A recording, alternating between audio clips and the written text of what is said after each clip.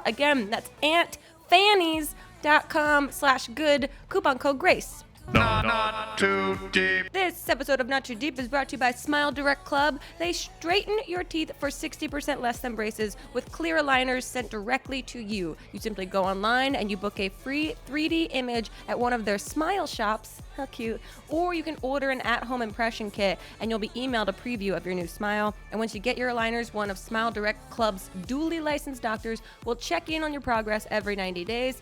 Most new smiles take 6 months on average, so visit SmileDirectClub.com for free real before and after photos from some of 550,000 plus satisfied grinners. Also cute. I don't know why I said they're free photos.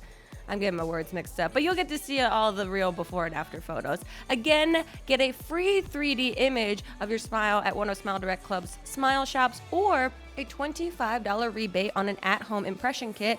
Then, just for you beautiful listeners, you will receive $100 off your clear aligners when you go to SmileDirectClub.com/podcast and use the offer code GRACE100. That's $100 off at SmileDirectClub.com/podcast. Offer code GRACE100. SmileDirectClub.com/podcast. Offer code GRACE100.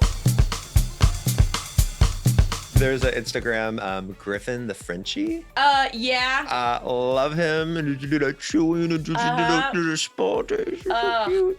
We had a Frenchie. You did? We did, yeah. Oh, wait, yeah, you had it on the last season, right? No, that's Bruley. That's so Bruley. my husband and I actually had a Frenchie. She was 13. She passed away while we were filming season.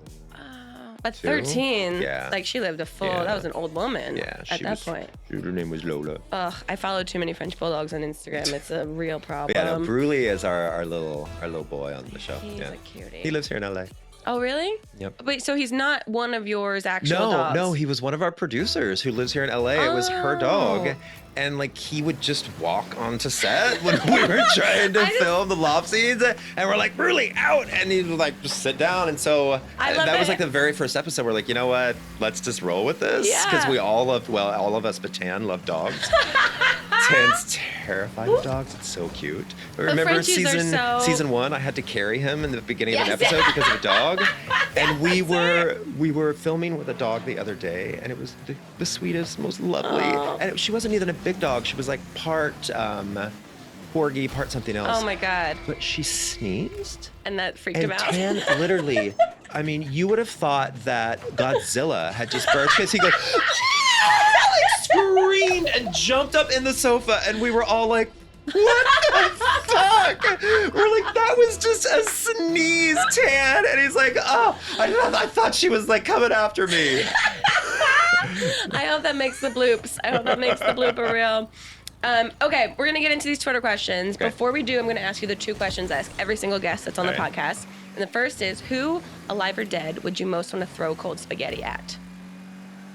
Cold spaghetti? Yes, sir. Well, not having ever had cold spaghetti thrown at me, I don't know if that's a good thing or a bad thing. It's up for your own interpretation. Buttered cold spaghetti? Sure, it could be. That's good. That's yummy. Huh. Who do I want to throw cold spaghetti at? So, no, I don't think it would be very nice. I would think of somebody I don't like. I mean, gotta say, Trump. Yeah. He'd get it in his hair. Yeah, he could never get it out. Like, he'd have to, like, cut it out of the 3 strands he has left. Or he might put some, like, Kraft powdered cheese on it and just make it like his hair. He'd make it fashion, and it'd be annoying. Well, not fashion. He'd make it bad hair. Worse hair than what he already has. That's a great answer. Okay, the other question is to tell us your worst pants shitting story or close call, but you can only use 3 words or 3 small phrases. So mine, for instance, is college, jogging, front lawn. Kindergarten. Okay. All over the You can use small phrases. It's okay. Kindergarten outside of my pants. Triggered. That's the built-in drinking game for this episode, is that every time that Bobby is triggered, you take a drink.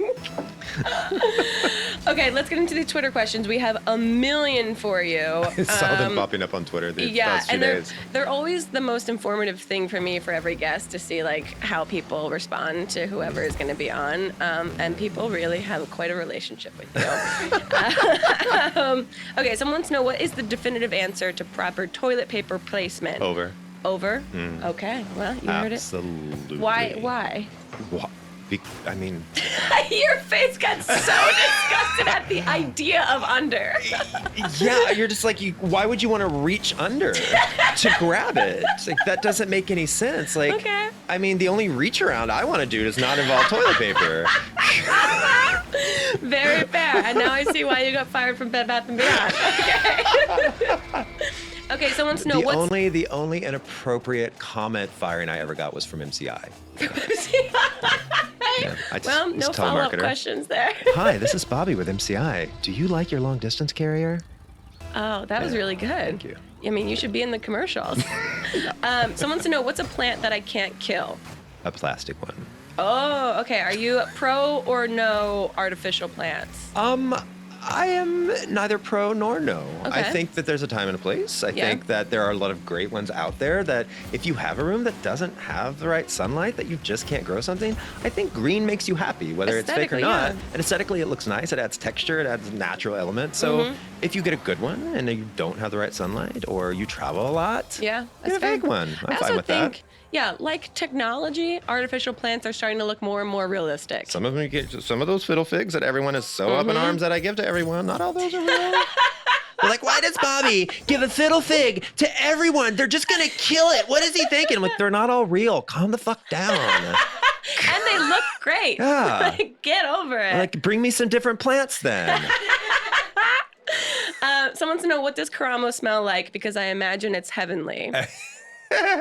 He was over at my house a few weeks ago, and when he left, like the blanket he was covered up with, because he's always cold, smelled like him, and I just like laid there myself and smelled it after. I don't know what cologne he wears, but it's nice. He always smells nice. You guys, I mean, you smell amazing, and you guys, I imagine, all smell great. Like, that's not like you're not driving an SUV full of like body odor around, unless maybe you are sometimes. Everyone has a little bit of an expiration date on how well they can smell. Or they start out the day like that. Okay. We won't get into specifics. A lot of people are asking this same type of question. What's the grossest thing in someone's home that wasn't shown on the show? Dirty diapers on the floor and Like disposed of dirty diapers. Wow. And animal feces and rotten food. Because, okay, here's a question. When you guys, what do you call it when you go in for the first day? Discovery day. How are you guys really going in blind? Like, they really haven't told you, other than what you have in like your dossier about the person, or do you kind of know? We are completely going in blind about what we know about the person. Okay. I'm not going in blind because you have to. I have to pre-order stuff. flooring and window treatments. Like, there's no way I can. Stores don't stock that amount of stuff. Yeah, you anymore. can't do that in 24 hours. But all the information about them, we're going in blind. We've never met them. We've seen a picture. That's Sure. it. Yeah. Wow, that must be so nuts. Have you ever had like a bad first impression day where you're like? All of them are. And the particular episode I'm talking about with the feces and like anytime the cameras weren't rolling, we put on masks. Really? It was just a situation. The air quality smelled lethal, like Yikes. unhealthy. Yikes. Yeah. Well, you guys played it off very well. So kudos to you. A lot of people are asking, how does he feel being the true MVP of Queer Eye? Because you really, and there's so many jokes that float around of like, Anthony says put an avocado on it and you give them a whole fucking new house. Like, we all have our roles. None of it would work without each and every one of our roles. It's just a given that interior design is more labor intensive. It doesn't mean it's any more important. And you have a team that helps you out, right? On the show. Yeah. God, yeah. You're not in there like. No, I mean, season 1 and 2, I was definitely in there way more because my team was way smaller. Right. But no, I have an amazing team. My art director, Tommy, he was the art director for Extreme Home Makeover. Oh, cool. So like, he knows how to build a house in a week. Yeah. So without him, I wouldn't get any of this done because he really knows how to make sure that everything we need gets there when it's supposed to. Yeah. Oh, that's great. That's so helpful. And then you guys get into a rhythm of working together, and I'm sure it's gotten slightly easier, even so though like it's season 1 and 2, as you know, they were shot together. It was all intertwined. So it was us learning each other. It was him learning me. It was me learning him. And by the time we got to season 3, he knows exactly, like he can walk into a store and be like, Bobby would want that one. Oh, that's great. And we basically build out our own little store. Oh, so nice. I usually go out there 1 to 2 weeks before the other boys. Gotcha. And we get a warehouse and we fill it full of shelves and we just start ordering tons of stuff. Gotcha. Art, vases, plants, bedding, inserts, like little side tables, lamps, and we just fill this warehouse full of stuff. And so that way, that week, I can, after meeting the hero and figuring out who they are and what they like, I can go into my store. And that's why you don't see a lot of shopping scenes. I don't like really promoting, like I don't want to just be the trade out whore, you know. I'm like, I don't. I'm like, there are the stores that I go to in this show are actually really stores that I work with. Yeah, like I love West Elm. I work with West Elm all the time. We work with Pottery Barn, Container Store. So. But there's not a ton of like shopping scenes. So it's I go in there, I pick everything out, and then we have a big box truck that has shelves down the side. Oh, cool. And I fill that up, and then we park that in front of the house while we're redoing it, and we go out and we shop in our little truck, and we're like, this will work, and this will work. That's and great. I mean, very rarely do we have to run to a store and be like, we don't have enough stuff, because we've pre-thought out and got tons of different genres of different things and looks. Yeah. That makes sense. It's also because I imagine like the hero of your show is already so overwhelmed by everything that the last thing they want to do is pick out like furniture. Well, and they can. I mean, most of them, I would say 9 out of 10 say their favorite home store is Walmart. Right. And that's not a home store. Fair. Even though they have a new mid-century modern collection Drew going stuff on. there is super cute. But yeah, that's just, especially in those areas, like some of the more suburban Walmart stores have actually a really cute home department, but the ones in like the middle of Missouri and Atlanta, they don't really. Yeah. So they don't know what they like. I could be like, do you like this sofa? Like one episode coming out in season 4, I actually do take him to West Elm, and it's somebody who has never, he's never lived in his own home. Oh, and he was an older gentleman, like lived with his family, as older, moved in with his parents to take care of them. And so he had never decorated a place for himself. So he had literally zero idea of what he liked. So I took him to the store. I'm like, do you like that? Oh, yeah, that's great. I'm like, do you like that? Oh, yeah, that's great. And I'd like purposely point to like ugly stuff and be like, do you like that? Oh, yeah, that's great.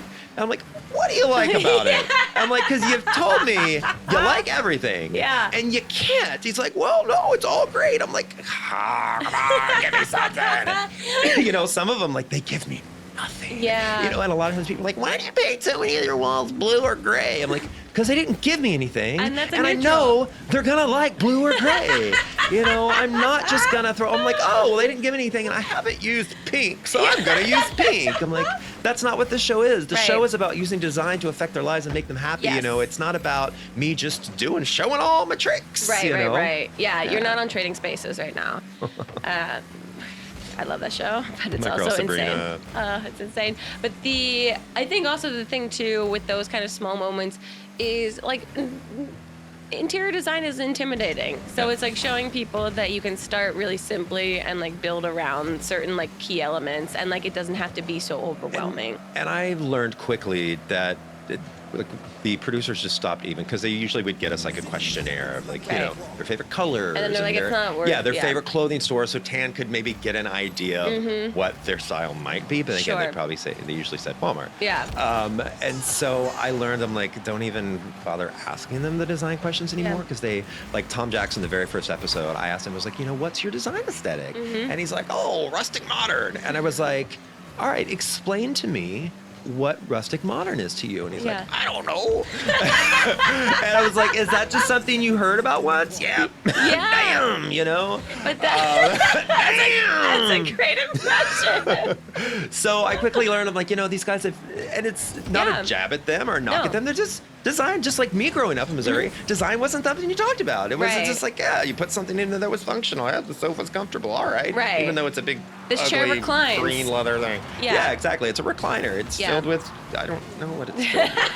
Treasures. Butt gunk. Yeah.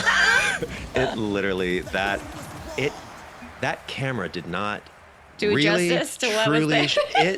It literally, I'm gonna get dirty. It literally looked like someone had just lube Oh no! all over their ass and just sat down in the chair. Like the silicone base, not the water base. Yeah. That does not get out. It was just like there was no saving that chair. But I learned to look at other questions like, what's your dream vacation? What's your favorite show? Like that makes with sense. Remy, the guy who had inherited his grandmother's house that was still like super stuck in the 70s with shag carpet. He said that his favorite show was Mad Men and that his dream vacation was Cuba. And I'm then like, you can all put right, that this together. guy loves the 50s. He loves mid-century. You know, so I get kind of a mid-century flair with some Cubano in it, you know? I think that's just generally a great place to start at because I still struggle with like going on Pinterest and then getting overwhelmed by every fucking boho chic looking office space that I see. And I'm like, is this even really my style? I don't know. Or am I just seeing it over and over again that I'm conditioning myself to think this is aesthetically appealing to me? But like what you said, thinking about what shows I like and thinking about where I'd want to travel to are great like stepping stones. When I work with clients that really don't have an idea of what their direction they want to go in, I tell them, like, pin your favorite things. I'm like, and it doesn't have to be design. It can be a sweater. It can be a restaurant. It can be food. Like, if you pin all this food that's like super architectural and structured, I'm like, I'm gonna get an idea that you like minimalism. You know, you like things to be in order. You know, if you're pinning food that's all chaotic and a mess, I'm like, you probably like more of a boho, relaxed feel, you know? So it's figuring out what people are going to like in their lives in design by figuring out what they like in different parts of their life. That's super smart. Have you done a book yet? Is it coming? Is it in the works? So, of course, you know, all 4 of the boys have books now. And everyone's like, when are you doing a book? When are you doing a book? I'm like, I just launched a new 75-item collection of furniture that launched all over Asia and is about to launch in hundreds of stores here in the U.S. I just launched a massive new editorial website, a new wallpaper line, a new art collection. There's my fucking book. I'm like, I still run a company, you know. Busy. I still run a huge design firm. We have a lot of projects, and so I don't have time, you know. They don't have day jobs. Right. You know, Tan was lucky enough that he had actually decided to sell his clothing company before he even got casted. Him and Rob had talked about starting a family. And he wanted to really focus on that. So by the time we started filming, I think like maybe a few weeks in, the sale finalized, and he was like, I'm done with that. And so he's able to just focus on the show and what's he want. And then Karama was doing TV before, and Jonathan was doing hair, and he doesn't really do hair much anymore. He does it for fun now. And then Anthony was doing food, but they all they don't have a company in which they need to be present at. They're doing projects. It's more of a creative flow. And I think that's so I'm like, I don't have time for a book. And also, if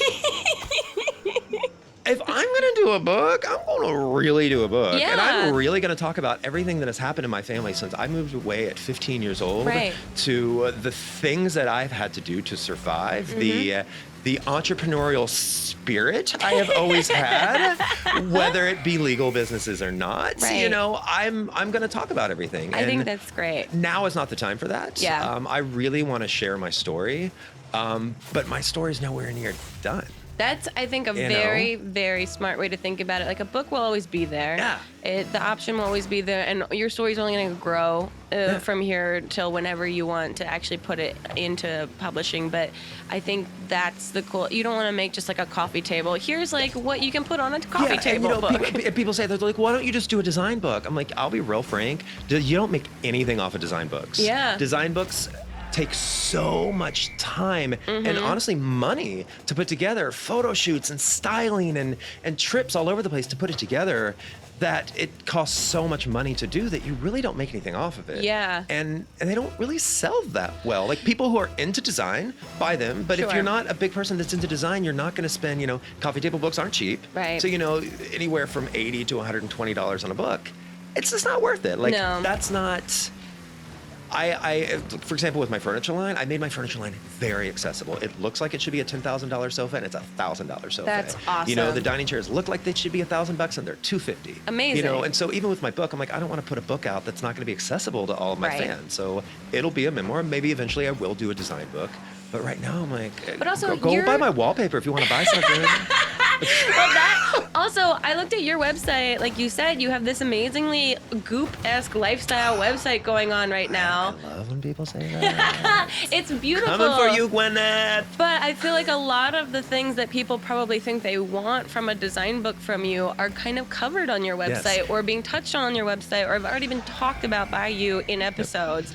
And I'm not coming for you, Gwyneth. I believe in the law of abundance. There's enough out there for both of us. I'm just kidding. But yeah, that's what my site is about. Like, I want to be able to constantly be giving people information about life, and it's not just a design website. Well, that's what I loved about it. It's a lifestyle site. It was, I mean, I opened it up and it's just fucking deviled eggs recipe right there and matzo ball soup, and I was like, I subscribe to this. Yes. I want to know everything Health and about fitness. this. So my chef, he's my chef and my trainer, and Okay. that sounds so bougie every time I say it. But so I met him in Kansas City when we were Okay. filming there. He was a trainer at the gym. Oh, wow. And Tan and Auntie and I all walked in and we're like, we'll take the cute gay one. Actually not gay though. Engaged to a woman. Sarah's amazing. But he's like, you know, in Kansas City there aren't a lot of guys necessarily that are like really great bodies and take care of themselves and like super well groomed and you know, he lived in London, he was super articulate, so we're like, oh yeah, he's the gay one. Yeah. You know, but he's not. And so I fell in love with him as like my bro and my friend, and we travel so much and we're so gone that it's, you know, it's not ravished Antony's body. He's obviously had a lot of time to work on that. Yeah. But the rest of us, we're not as focused on it because we're always traveling. You're So I'm busy. like, I need somebody who is going to force me Yep. to work out twice a day, and he's gonna cook for me and cook healthy. So I'm like, you know what? Do you want to move to LA? And then I was like, you know, we decided to launch this site, and I'm like, I want to be like Oprah, like you created Dr. Phil and Nate, and like I want to turn you into a brand, and like I want you, because he wasn't just a trainer, he went to culinary school. Oh, cool. So he's a chef and a trainer and all into health. And I'm like, you have something to offer to people about telling them how to achieve their fitness goals in a realistic way and That's awesome. food. And so I'm like, why don't you come to LA, be my trainer and my chef, but then also be a contributor to my website. And well, you know, I want to help him build his career as well. That's awesome. He's your Dr. Phil. Yes, but What is his he's name? not. His name's Zach. His name's Zach. Yep, Okay. Zach Feldman. And so your website, I mean, it looks aesthetically so pleasing. It's really pretty and also just like not overwhelming. Like it's very easy to manage. And so it's basically anything lifestyle oriented. Travel, health and fitness, food, design, fashion, and we do have like a shopping area on it, Yeah, but I saw that. we don't sell anything. It's just like my favorite things that I like. It just links back to whoever's selling it. Oh, you know, so awesome. people are always like, "Oh, what do you recommend for? What do you recommend for that?" I don't want to sell anything on my site. Yeah. I built my business on e-commerce, and e-commerce is you know, I would just rather recommend my favorite little shops, my favorite things to people. When we first launched, I think the only angry tweet that I kept seeing over and over was people like, Bobby has a $75 candle on his website. Yeah, thanks, but no fucking thanks. And I'm like, okay, you know, let's break this down, bitch. You know what? If you don't want to spend $75 on a candle, that's fine. But you spent $100 out at the bar last night, and you don't even remember it. I spent $79 on a candle that is gonna last me for months and smells great, and it's gonna bring me fucking joy. So don't knock my financial choices because you're making the wrong ones. I love Yeah, it's all about your priorities in Yeah. life. If you want to go out, I'm not saying, you spent $100 on drinks last night. No thanks. No, you know, I also have a $12 candle. It's just, you know, There's options. Yeah, I Get love over that. it. Also, if I'm putting out there, you should start a YouTube channel and just responding to tweets like that. I would watch it religiously. It's on my list. I love it. It's on my list. Bobby, we've reached the end of the podcast. Thank you so much for being here. Thank you. Before you go, every guest that makes time for us, we give them a personalized At fortune first, cookie. I thought that was a big chunk of cheddar. Yeah, that no, was that's just that's sitting my over aesthetic. there. Yeah, that's the one thing that I think makes a room really feel like home. So this is for you. If you want to get your ASMR on, go for it.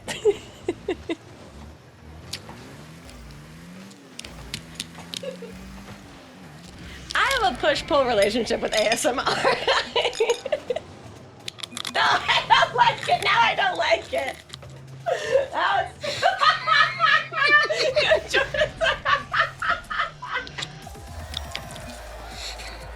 No. No, veto. We hear your love for the Ben & Jerry's Americone Dream flavor, and it is valid. You're an intellectual indeed, sir, in bed. In bed, there you go. He nailed it. Bobby, where can they find you? So, of course, my website, bobbyberk.com, and that's BERK. Mm-hmm. You can find me on the gram, on Twitter, but the easiest place is my website because then that links back to the gram and everything else. Great. Yeah. And furniture is out. Furniture will actually be in stores in China, and Vietnam and Singapore in the next month. We actually launched in Asia first. Cool. And then it'll be hitting stores here in the States in September, October. Sweet. Yeah, my wallpaper is out now. We just launched a new collection with Tim paper. And so she goes and grabs Georgia's thinking they're hers and then blames Georgia. Georgia has never lost anything in her entire life. Yeah. And it was a meltdown. It was a meltdown. What I was trying to relate to the girls, because what I don't like is both of them not having something. It breaks my heart that they would not. And Isla's crying and Georgia's upset.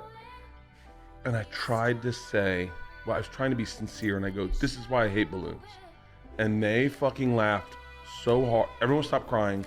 Everyone started laughing at me. They go, this is why you hate balloons? I was like, and then I started crying because I was like, no one's fucking listening to me. I have a sincere problem about balloons. And it stems from this shit right here. Emotional leverage. So. I can't, by the way, I cannot. I'm pretty good at keeping my stuff, what I buy. I cannot not lose headphones. I lose so many headphones that now it's part of my airport trip. I get to the terminal and I go to the electronics store and I just buy headphones. I lose them on every fucking trip. You know what ends up happening is I'm wearing them when I get off the plane, like when I land. Yeah. And then you're like, oh, I'm finally home now. And then I never find them again. I've bought 25 pairs of headphones this year. I have 7 pairs of headphones, of wireless headphones, because I wash them nonstop. Oh, you keep... I wash them. Can I tell you what is my thing that's driving me nuts about me? I can't not get food on my shirt. I'm fucking 46. This is so much better for the montage. I can't stop. If this is the base for my hate, I can't stop. All this food. I get food on my shirt so much that we were at breakfast in Fiji and I was eating a croissant and it was all over me and butter had dropped on me and I just went like this. And everyone, Leanne and the girls go, who the fuck's cleaning that up? And I was like, huh? Dude, the other day I got a double cheeseburger and I just got a double cheeseburger and I ate it over a counter and there's ketchup all over my shirt. All over my fucking shirt. I might be the only guy who has Under Armour workout gear that has ice cream on it. I get food on me so much. Yeah. I have red wine. This is all stained, but I'll tell you, this is stained. Look at these are 2 stains right here. I just spit on myself. You spit, yeah. But you probably remember this. Now I only wear clothes that's given to me because these fucking little kids all day spit on you, throw shit on you. My son will eat. Ellis, the older kid, will eat and then be like, man, that's just. And he walk up to me and go, and clean his hands on me. I'm like, all right, man. Dude, can I tell you the fucking hardest I laughed? We were in, God damn it, I don't remember where we were. I think we were in Bali, and I was wearing a sweatshirt, and Isla took the top off her soda can, and she goes, hey, Dad. And I was like, okay. And then she kept going, how about that soda can, Dad? I was like, yeah, whatever. So then I fly to New Zealand to do a show. Mm-hmm. I wake up in the morning in New Zealand to fly to Melbourne or wherever, and I put on my sweatshirt and I reach in and that bottle cap's in my fucking in my pocket. She had put it in my pocket going, he'll find that later. I'll get a kick out of that. Yeah. Fucking clever. Dude. Yeah. What should I know about touring in Australia? Well, you got to go there first. Yeah. That's number one. I'm working on it. Dude, I did a video about that. Fuck, I forgot. I get so many fucking messages. What don't you like about Australia? I love Australia. Have you ever met one? Yes, I've been twice. When did you go? I went in 2011. You went with Joe. I went with Joe separately. I went in 2011. I did the festival. Oh, and I also went in 2000. I don't remember, with him. So, Dude, it's. I mean, my experience of Australia is going to be vastly different than yours. Why? Because I go out with them afterwards, and I did that in Brisbane. I told everyone, I'm staying at the Sofitel. I'll meet you there. And everyone just went back to the Sofitel, and it was fucking amazing. You just hung out with them all night? Oh, dude, I'm a honeypot for disease. I take so many pictures with people and just wet hands and then I'm like, next morning, I'll be the first comic to get spinal meningitis. No questions asked. No questions I asked. cannot believe you're like, I'm staying at this hotel to a theater of people. Dude, I did it in Melbourne. I told, was it like 2,700 people? What? I told them, I go, hey, I'm going to this bar. I'll meet you there. There was a line. I mean, like, there was like a line of like 500 people, and inside was so fucking packed. And I just stood in a corner, and people just one after the other. I maybe took 1,000 pictures, and then I got drunk and got up on stage with the band, and I was like, hey, can you guys play some Men at Work?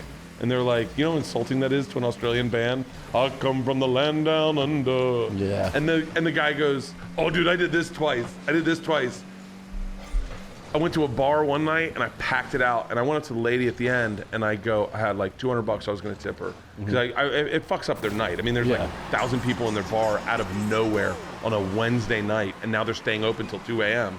And I was about to give her $200, and I go, hey, sorry about, fucking Bringing 1,000 people. Bringing 1,000 people. And she goes, they're not here for you. And I went, no, they're only here for me. And she goes, we get like this every night. And I was like, pocketed the money. I was like, you just talked yourself out of a $200 tip, you dumb whore. and then when I went to the band, I go, hey, can you guys? I went and I had the promoter go and see if the band could play that, and they're like, they don't know how to play it. And then I went up to them and said, hey, can I play with you guys? And they're like, who are you? And I was like, I'm the guy who brought the people. And they're like, no. And then I realized, oh, they're under the impression they're having one of the best nights of their life. Like, imagine if you're a comic and all of a sudden the place is packed. Yeah. And you're like, nice. And you're like, this is what I'm fucking talking about. And then they're like, start lighting you on and off. You're like, hold on, I'm murdering right now. Yeah. And they're like, Chappelle's here. And you're like, oh. So I went, and the guy was like, no, you're not getting on stage with us. Who are you? And I was like, I brought all the people, and then everyone started chanting, Bert, Bert, Bert, Bert. And you saw it in their eyes like, oh, he's right. Fuck, no wonder there's like that 2,000 people in this fucking bar. Yeah. So then I got on stage, and they were really cool. They played. They changed their whole tune with you? They went, and they played Down Under, and we all sang it together. And I'm trying to imagine myself just one time doing what you do. I'm trying to imagine whether I would have just filled with rage or just shut down if I was like, everybody, let's all go to this bar together. And then I actually went and saw everybody. Oh, you'd love it. You'd love it if you were with me. Maybe if I was with you. We've always talked about doing a show together. We should do a live Two Bears One Cave episode. That's what I'm talking about. Do a live Two Bears One Cave episode. You can wear your Hitler outfit, and I'll Jesus Christ. I gotta lean away from this too, because when a bit starts getting you traction, and you're like, well, you have a little more feed to this. And they're gonna be like, dude, you realize in Birmingham you really sold out. You know what's be pre-sale? Dude, your Mississippi numbers are through the fucking roof. Holy shit, man. It's, people in Australia do that to me. They're like, this is because like the racist thing, it really does fucking drive me nuts online. Of course, because people post it. Like, I took a picture with Big Boy, and people were like putting the N-word in the comments, and I'm like, ugh, like, have some fucking class. And so, but I do get a kick out of it when it's like a small girl who's at one of my shows by herself, and she comes up and she goes, I just got tickets. I'm by myself. I just wanted to meet the most racist man alive. I laugh so fucking hard when it's done properly. Yeah. When it's done properly, it makes me laugh so fucking hard. It's the difference between somebody who gets the joke, or doesn't get it. Yeah. It's like, and the people who don't get it ruin it for everybody else. But yeah, I mean, all right. I'm partying today. You are? Yeah, I woke up at 4 in the morning, worked out. You worked out at 4 in the morning? Yeah, I was having panic attacks. I'm having panic attacks a lot lately. What about? Just dying. Really? I was partying pretty hard in Australia, and then I partied really hard on the flight home. Do you get physicals? Yeah, I get a physical every 9 months. And you're fine. I'm fine every time, but You partied on the way home? I partied on the flight home way too hard, and then What did you do? Just I went through. Here's where I got fucked. I went through duty free, and they had little not a fifth, but like a tiny bottle of Jameson, like a flask of Jack Daniels. And I said to the lady, I said, I'm gonna grab one of these. And she looked at me, she goes, "Are you gonna drink it on the flight?" And I was like, "Yeah." And then I was like, "Give me 2." So then, and the beers were just bloating me. I couldn't get a beer. They give me like the Red Bull sized beers of Heineken, and so I couldn't catch a buzz. And then I kept drinking, and I wasn't catching a buzz, and I wasn't comfortable, and I started having panic attacks on the plane. And I was like, calm down, you're gonna be fine. And then I landed, and I go out in the pool with Isla for 2 hours, and I have a few cocktails, and then I go to sleep at like midnight, wake up at 3, going like, you're not living a very healthy life. You need to get on the treadmill. And so I got on the treadmill yesterday, and then the same thing happened, but I was fine last night. We went and saw Spider-Man. I go to sleep at midnight, have like a few glasses of wine, not a ton. So I was like, I'm trying to pull back and be responsible, and then wake up at 3 again, 4 o'clock this time, and I'm like, and then I just go, Jocko Willink, he just gets up and works out. I go, I'm gonna get up and work out, and this is like a little secret time. Savage, yeah. Dude, if I used to have panic attacks scuba diving. If I looked at the camera and played to the camera, the panic attack would go away. Okay, so sometimes you'll notice that I start live Insta storing at 4 in the morning is so the panic attack goes away. So Really? So I just get my phone out and I'm like, all right, I'm gonna go. Hey guys, I'm going to get coffee. And that then calms you down. It calms me down. And I stop Interesting. thinking about it. And I go get coffee. It's very interesting insight. Yeah. Are you still on the? Are you on the road this whole year? Yeah, I have most of this month off, which is great. And then, from basically the last week in July through mid-December, I'm out a lot. Not every week, but like a lot. Have any more talks about Sober October? No, man. I mean, not really. I mean, like, the funny thing is Joe told me that he's like, that was crazy what we did last year. I don't really want to put myself through that. Nobody in my family liked that. I was like, same. My house was terrible with it. And then I'm like, why don't we try to do something? My whole thing is like, look, man, like, remember last year when we were talking and you were like, I don't know about, like, it was like the 29th and you're like, I'm starting to feel pretty broken down. And I was like, we're not professional athletes. We're not models. I remember calling, I was like almost in tears to you, and you were like, hey, remember, you're just a comedian, man. Yeah. We're comics. So, it's like people are like, are you going to hit those 20 miles today? I'm like, I don't know. I'm going to fucking get on stage and make goofy sounds later. So my thing is, I'm not getting a lot of material out of this. No, I'm just fucking. I think I have a stress fracture in my leg. What's so crazy about stress fractures? You know what's crazy when your kidneys shut down? Hey guys, you ever go into sleep thinking you're winning a competition and then wake out and find out you're not? Yeah, that fucks with your head, huh? No, it's like, what about us leaning into like a fun fucking thing? Like, surfing was a good one. It was good, but it's impossible. It's too for us to involved. do. It's labor and. Surfing was a good one. I like the tactical thing because no one's a fucking, handgun shooting expert. Like that would be fun. Yeah. Things of that nature where it's like spearfishing. I'm obsessed with spearfishing right now. Holding our breath. The problem is, by the way, I think you're going in the right direction. I think it's something that would add to our lives. Yeah. And but it would be cool to do the. That's who you were nodding to. Let me see. No, this is like a good. Here, put your headphones on. I don't know if this has music to it or not. Does it? It's safe to play. It's safe to play. Here.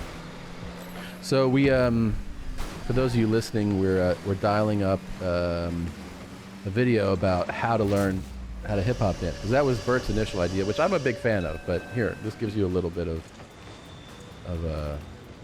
explanation here. Go ahead. Hey, I'm Dina. Look at my feet. My feet are straight ahead. You don't want to do that. You want to turn your feet out. And I'm going to do this backwards.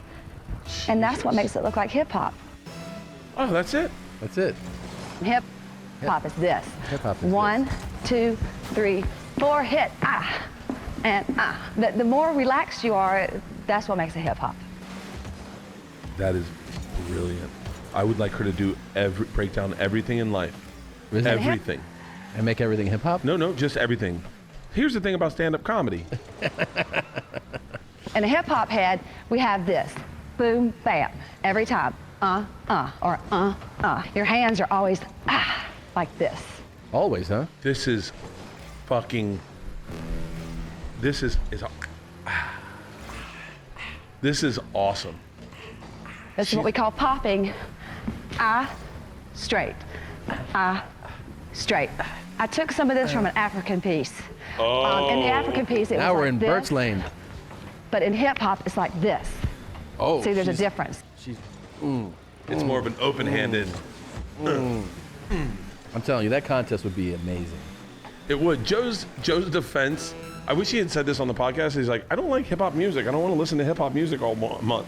He did say that? Yeah, he's like, guys, I don't like hip hop music, so I'm not going to listen to something I don't want to listen to. Did he say that on the air? No. He said that to us privately, and we were like, oh, that does make sense. If you don't like hip hop, I don't like country music. I don't want to learn how to line dance. That's true. Can you imagine listening to fucking Garth Brooks all week? Yeah. He's a fucking... I just spit all over myself again. He's a fucking psycho, man. There's no way. I keep looking for a fun thing for us to do. I mean, I'm training so that I'm ready for running. People send the craziest messages about it. What you guys should do is a 7-tiered course. I'm like, what the fuck are you talking about? And then they break down that for every 15 miles you run, you get a point. And if you swim backstroke, you get 2 points. I'm like, dude, this is way too fucking involved. I love those type of emails. I got an email one time about a guy wanting to be my assistant. And he was like, here's the deal. You rent a Lambo, okay? You like to drink. I don't drink. I'll just smoke my medicine and we'll get crazy wild in that whip. And I'm like, I'm sorry, how is this being my assistant? Like, Yeah. You're just gonna drive me around in a Lambo? Like, you get to drive a Lambo, and then I just get drunk next to you and you get high as fuck? Dude, some of those emails, that should be like a book of the fucking crazy emails people send you. Yeah, no, I mean, the amount of messages I get, still, even having pointed out how bad of an idea and how little interest I have in your engagement, in your proposal, and like every week they're like, I'm gonna be at your show. Cool if you bring us up on stage so I can propose. I'm like, dude, no. I would fucking bring you up on stage to watch you get beheaded, but I don't want to fucking have anything to do. I told you about the time that Stroop did that to me. So terrible. Did I tell you about that? No. So I did one in Virginia Beach, and it murdered. It was so smart. I brought the guy and girl on stage. I had me and the guy take our shirts off, and then we blindfolded the girl and said, you gotta feel our chests and guess which one's your man. And so she's like, okay. So she's blindfolded, our shirts are off, and then he drops to a knee. The whole place goes, oh. She's like, what is going on? Are your pants on? Are your pants on? Drop the blindfold. She starts bawling, crying. He proposes, they kiss, place goes nuts. That's my show, we're drinking at the bar. Fucking amazing. So Stroop hears about it and he goes, hey man, you're good with proposals, right? I said, yeah. And he goes, all right, that's what Rick said. Cool, I got a proposal for you. Is it cool? I'm gonna sit in front row. And I go, yeah. So we get up, we get to the thing. He goes, all right, I talked to him, they're all cool with it. You wanna do it towards the end of the show? And I go, yeah. And he goes, cool. It's this front table right there. And I go, cool. And he goes, oh, by the way, it's the girl's proposing to the guy. What? I went, Dave. I go, no, that's a bad idea. He goes, I already told him it's happening. Like, I can't tell him it's not happening. It's already happening. And like, ladies and gentlemen, Bert Kreischer. So I get up, I'm doing my act. And you know when you have a thought in your head and you can't get your head straight, and the whole time you're fucking up your act? Yeah. Because you're going, and the girl's looking at me like now? Yeah. The whole time. So I get towards the end and I go, okay. I go, okay, come on, get up on stage.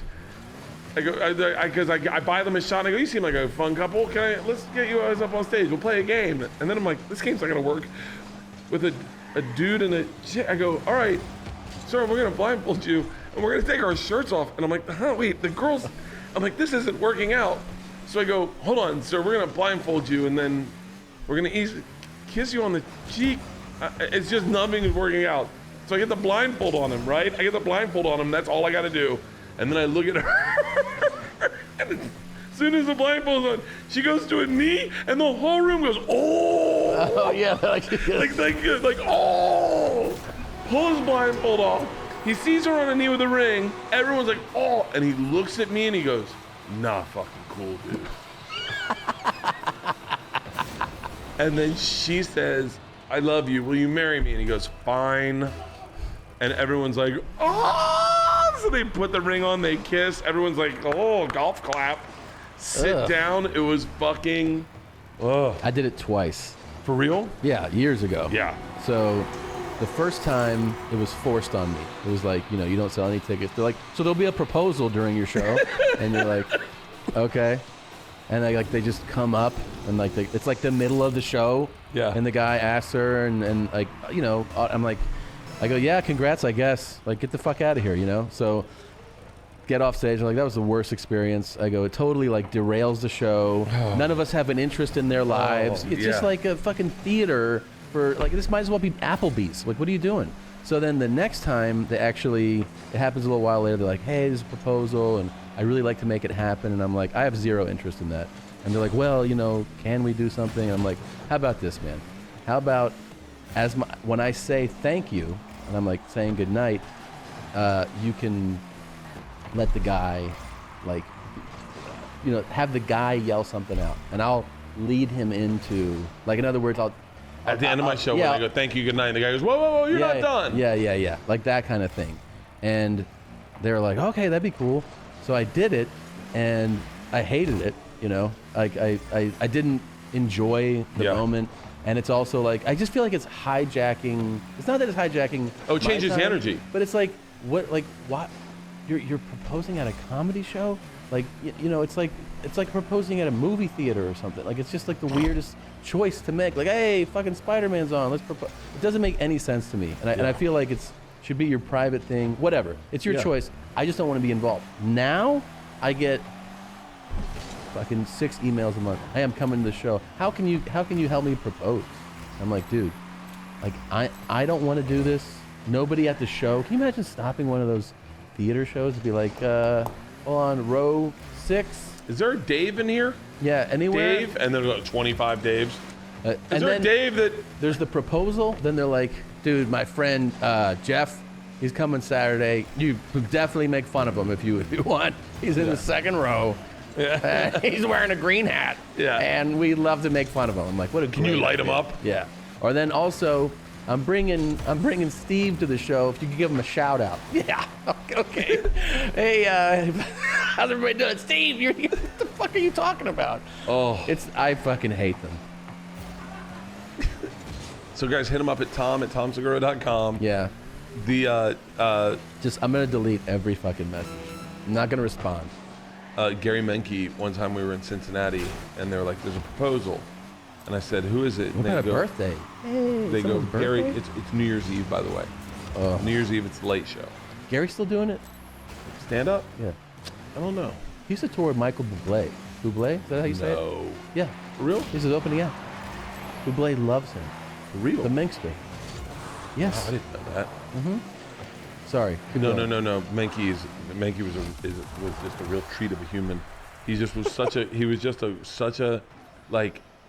he just fucking partied so fucking. And yeah, when I noticed that you partied Mickey, hard, who he booked and did, right? It he wasn't booked it and then booked himself. Yeah. Like he go, I got you gigging. And he was the double booking champ. Yeah. So like you would show up and then they're like, who's this guy? And they're like, you both are middling. We're like, well, how are we both middling? I fucked up. Oh yeah. Oh, and he'd book himself. I remember he booked himself to feature for me for New Year's, and they go, there's a proposal, and I said, Luke's like, there's a proposal. Luke, by the way, had never come to the club once. He's like, this is my first time at the club at night. I was like, really? The club you own? Yeah. And so Luke's like, there's a proposal. I don't know how you want to work that. And I go, no, I got it. I go, who is it? And he goes, Menke knows. And I was like, okay, Menke will tell me. So then Menke just goes right up on stage. And I was like, well, fuck, how am I going to fucking know? And I was like, I'm sure he'll tell me when he brings me up or, in the switch off. Menke's bombing so bad at New Year's that he goes, all right, fuck it. You don't like jokes? Where's Dave? And the guy goes, I thought I'd do it at the end of the show. And he goes, no, you're doing it now, numbnuts, let's go. And brought the guy up, and the guy's like, oh, in the feature act portion, how's it, Kristen, I love you a lot. And everyone's like, what the fuck's going on? She says yes, they go dead, and Carrie Menke goes, all right, let's bring up your headliner. Oh no, the worst. Oh, it was such a fucking nightmare. It's the fucking worst, man. Yeah. Oh, Menke, there's a group of legendary road comics that partied way too fucking hard. That like I partied pretty hard, but I caught steam in the main. I got in the mainstream. Yeah. Where I got out of the road. But like Menke's one of those road dogs that was like Ron White. Ron White was a road guy. Who just got caught into that stream and was like. Yes. Then you look at like Jay Medicine Hat, died in the Target. Yeah, no, we talked about it. Did we? We talked about it on this show. Oh, for real? Yeah. I talk about it a lot. Yeah. Dude, Ron White bought a jet. I'm so jealous. Another one? No. But I'm just saying, like, how great would it be to have your own and do the road right now? Dude, I just want to. It would change everything about my touring. I'd get done the show and I'd be like, all right, I'm out. You go home. I'd go home immediately. Yeah, it's great. I'd drink just as much. More. Dude, private jets are terrifying. They bump around so much. Did you ever see the video of Louis C.K. and Ricky Gervais in a private jet when they think it's going down? Who is it that gets scared of flying? Louis. And he starts yelling out the worst obscenities you could ever imagine, just murdering booze. You think he's coming back, like in full Ricky force? Gervais? Yeah, definitely. Louis. Yeah, of course. Yeah, did you see the article they wrote about everyone who applauded for him at Skankfest needs to be doxxed? Yeah, I thought, is that a parody though, kind of thing? I can't tell like anymore. That's what's crazy about what's happening with media is you don't know what's real or like what. I read that and I was like, okay, this is ridiculous. I thought it was definitely like an Onion style article. You know what I mean? Yeah, like, I couldn't tell. I can't tell. That's the problem is I read an article now and I go, yeah, because then you're like, what website is this? Who wrote this? You gotta guess the website. I actually Googled the guy who wrote it and I was like, wait a minute, is this a real? Wait, is that the guy that wrote all those joke articles and then got kicked off Twitter? I don't know. Where he was like, it might have been. How dare these? Yes, I think it is him. God, that guy's funny as fuck. Yeah, I think that is him. I know, because Louis keeps popping up in the clubs. They don't even announce it. The clubs don't even go like, they just put it on their site. And like that's how scared they are of like, you know, the backlash. They're just like, we're just gonna throw it up on the site and the people will find it. Skankfest apologized for Louis.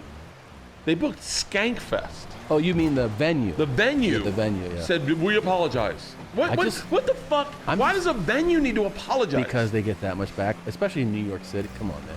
New York, the push is strong there, maybe the strongest. So, yeah, they're trying to cover their asses. I'm just fascinated, like from a study point of like watching the show, of being like, all right, he keeps doing clubs, so and like obviously they all sell out. Yeah, it's like when is he like? Because promoters in theaters, they don't give a fuck if you killed your family if you sell tickets. So like they are gonna be like, they're just. Are you ready? Like they just they just want him to be like, yeah, go ahead and like let's do fucking Philly or let's do Long Island, and he'd sell big numbers. That's the part I want to see because I know it's substantial. I want to see like especially the people who are like he's done, and then they're gonna be like, so the Wells Fargo Center sold out. Like it's gonna be crazy, man. Well, I did my European tour right after Aziz. Yeah, and here's what's interesting. I don't like that. I hope Aziz doesn't take offense to this or whatever. I don't know. I'm sure he's had worse things said about him, but he wouldn't let them promote for him. He wouldn't let who? The promoters. He gave them one picture they could use to promote, and it was like, it wasn't a comedy picture. It looked like he was in an alt band. Why? Why is he doing that? And he was like, he wouldn't do any press. He wouldn't do any interviews. He wouldn't do anything. They sold no tickets, but Aziz was like, I don't give a fuck. You want to do shows with me? Don't promote it. I don't want to be promoted, because he didn't want the backlash. Oh, he wanted people that wanted to see him to come to the show. I got you. It's an interesting concept because like, yeah, it is interesting because you know I heard when Charlemagne and Andrew Schultz were on Rogan, mm-hmm. Charlemagne said, yeah, I don't like promoting our podcast. They have a Brilliant Idiots podcast. He goes, I don't like promoting it. He goes, I don't want anyone to hear it. And he's like, it's fun for me. Just sit here and talk reckless and talk shit. Yeah. And I was like, that's kind of what this podcast is like. Is like, I mean, I like that people like it, and I want people to like it. I want to give them. But you're not like, please like it. I don't want anyone to fucking find this that doesn't want to find this or doesn't get the joke. Yeah. Like, then that's where I think Aziz was like, I don't want fucking someone coming in and going like, now he's promoting himself. That's the weird thing about promoting. He just yourself. shot another special last month. Yeah, it's coming out. Spike Jonze directed Spike Jonze directed, yeah. He shot 4 of them. You know what's fucked up is that he can't even have a really good Me Too take because we would have already heard it. I don't know. I heard it was a really good. I heard from somebody that went to one of the tapings that it was really good. I want him to. You know that Babe.net is off the internet now. What's the that? website that released that article. Oh, really? Is now defunct. Oh, wow. Cool. Yeah, because people just backlashed and they were like, "Fuck you, that wasn't cool." I mean, I don't know. I hope he does well. I hope that special does well. I like Aziz. You know, he's got to be like looking at fucking Kumail's career, going, "Motherfucker." Since Kumail's blowing the fuck up. He's a movie star. Stuber. Yeah. Looks hilarious. Yeah.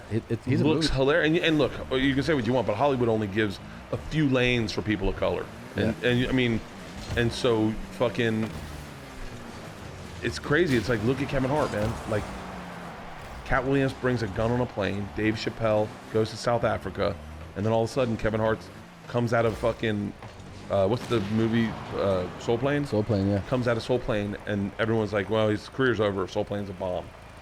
Cat Williams brings a gun. Dave Chappelle goes to South Africa. Everyone's like, where are we? Oh, Kevin Hart. All right, come on, let's go.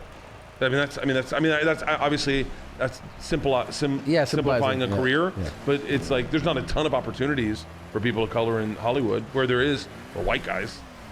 Yeah, there's a lot of, but he's a legit movie star now. Kevin Hart? No, I'm talking about Kumail. Kumail is he's a movie star. Shit, dude. That movie looks so fucking funny. Yeah, it's funny, and he's doing like 10 other movies. He's lined up, man. God damn, good for him, man. He's always been the sweetest fucking guy. Yeah, he's a nice dude. Yeah, he was. I remember I went on stage one time. I said something. I don't know. I said something. Probably wasn't taken well. Whatever you said. Very accurate on that. It was definitely in the lane of the joke that we're playing. Yeah. It was for real. It was like, I love Indian guys or something, and Kumail comes up and goes, "First of all, I'm Pakistani, you motherfucker," or whatever it was. Yeah. But he's a very sweet guy. He's on my podcast. He was? Yeah, I have him on my podcast. A long time ago? A long time ago, yeah. Before he was super famous. Now I texted him, though. I texted him the other day Big Sick came out, and it was like a success. I texted him, and he was like, dude, that was very sweet of you to text me. Thank you. He and I wrote on a pilot together for Comedy Central. For real? Yeah, we were 2 of the 4 writers. It was Jonah Ray had a pilot. What's he doing? He's doing Mystery Science Theater. 3000 whatever on Netflix. He's the host of that. He's always got a project. He's always got something. And so Jonah hosted this show. It was like about video games, and it was Kumail, me, 2 other like writer producers. Yeah. And that was years ago. That also didn't get picked up, in case you're wondering. Jonah Ray. I was fucking fascinated by him like for a period of time because Mark Maron went off on how brilliant his stand-up was. And I was like, I gotta see his stand-up. We never worked in the same clubs, so I never got to see it. He's a very nice, sweet guy. I'm just fascinated. He's Hawaiian. But dude, his stories about Hawaii. Yeah, I listened to him on a podcast, and then I went to Hawaii. Yeah. And I kept doing he goes, what school you grad from, fucker? And all the Hawaiians go, how do you know that? And I go, oh, I had a friend who grew up here. And they go, oh, we slam him hard if he didn't go to our school.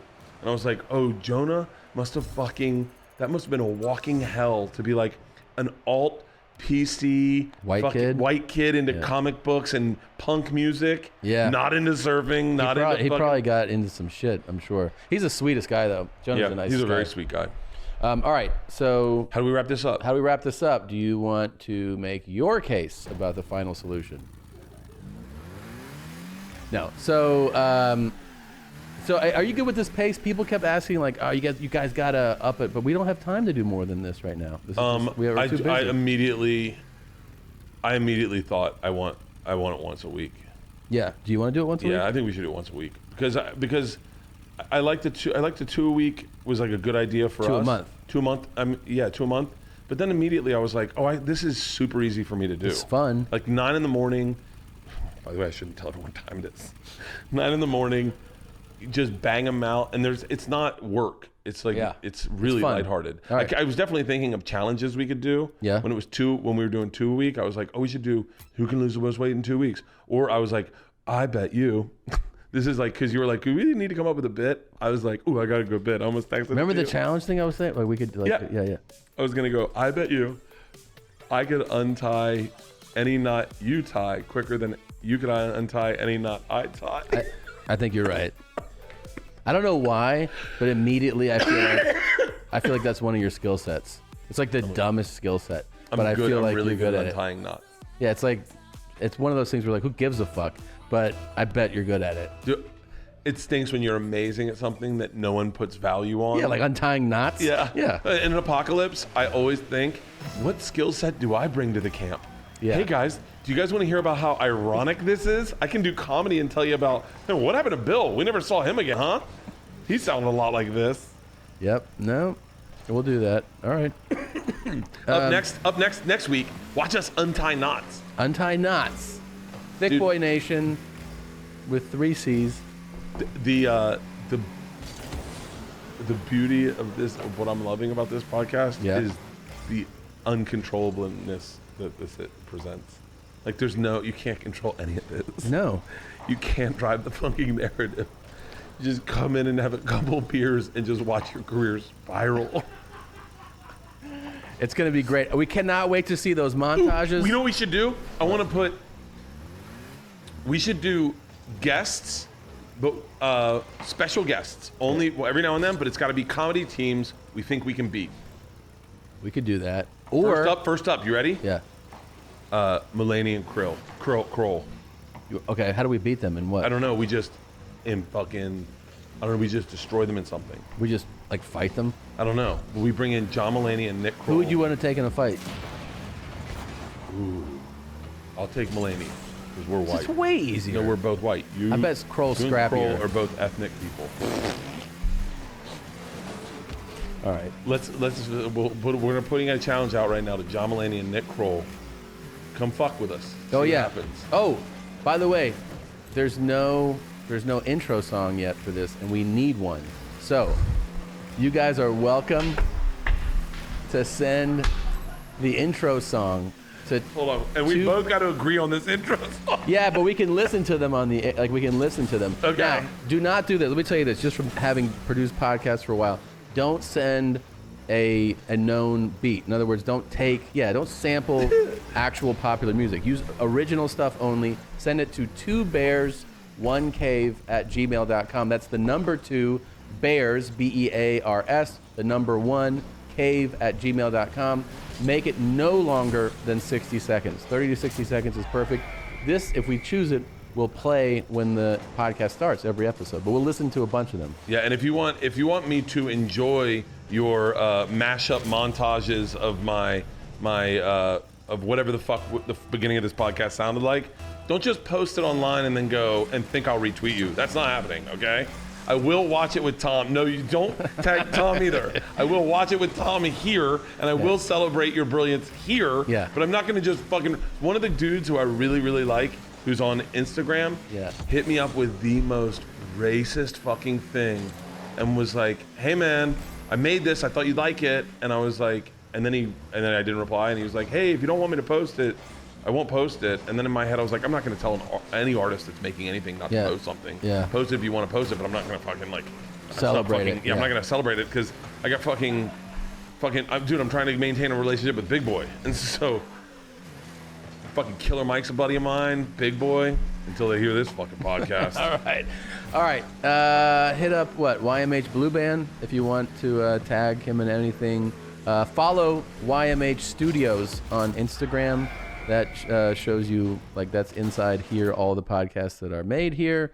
Follow Bert Kreischer. Go to his site, bertbertbert.com.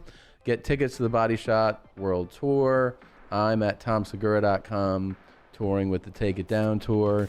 We're all over the place. All right, we'll discuss upping the podcast to every week. We'll just have to work it out. All right. Thanks, buddy. I love you, Tom. Love you, too.